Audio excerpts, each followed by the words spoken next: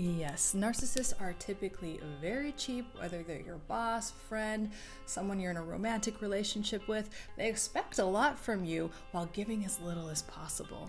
Here's why and how to deal with it. Now, a covert narcissist tends to be overly generous at first, so people like them. But when you really get to know them, they're frugal, they backtrack on their generosity, and it's actually just a part of their love bombing phase, and it definitely has strings attached. While the overt narcissist will just come out of the gate giving an energy of you feeling like you always have to give more than you're receiving from them. The underlying pathology is that they feel like everyone owes them something. They are the consummate victim under every circumstance, so they feel like they deserve fill in the blank, and if and when they get that thing that they deserve, it will never be enough. And when they do finally give you something you've been wanting, whether it's something material or something like love, respect, a sense of peace, you unconsciously respond with this exaggerated sense of gratitude. Because the narcissist has primed your brain for breadcrumbing.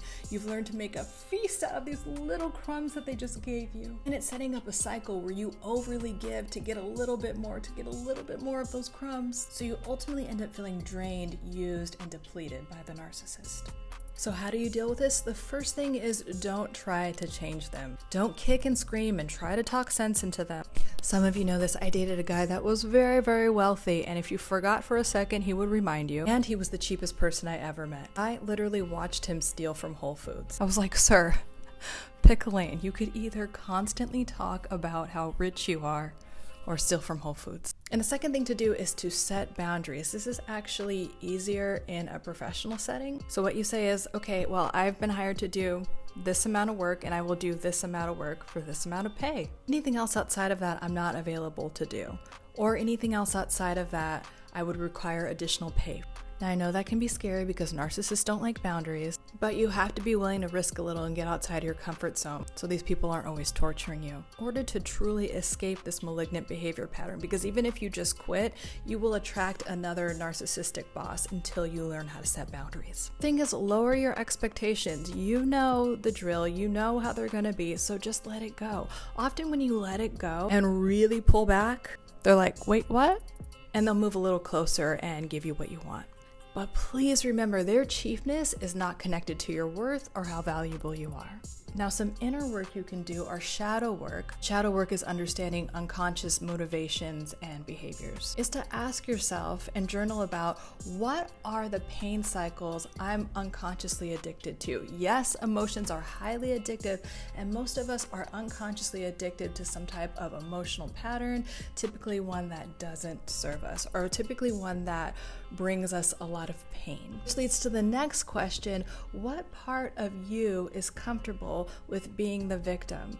Do you get a little high, a little dopamine hit off of being the victim? Is there a reward for you in some way in terms of being the victim? Do you get to stay small? Do you eventually get what you want? Do you get sympathy from people? What is the conscious and unconscious motivation of you being the victim, or of your value not being seen? Or of you constantly repeating the story, oh, I just give so much and I don't get anything in return? And if you're ready to completely heal from toxic relationships and narcissistic abuse and never repeat those patterns again, I'm starting my 4-week course on Wednesday. If you sign up on Wednesday or before, you get a $100 discount. I'm offering it for $350. Last year it was $1,000. So definitely take advantage of that deal. You're going to get a lot of really good coaching from me personally, refreshed and thriving and creating new healthy relationships.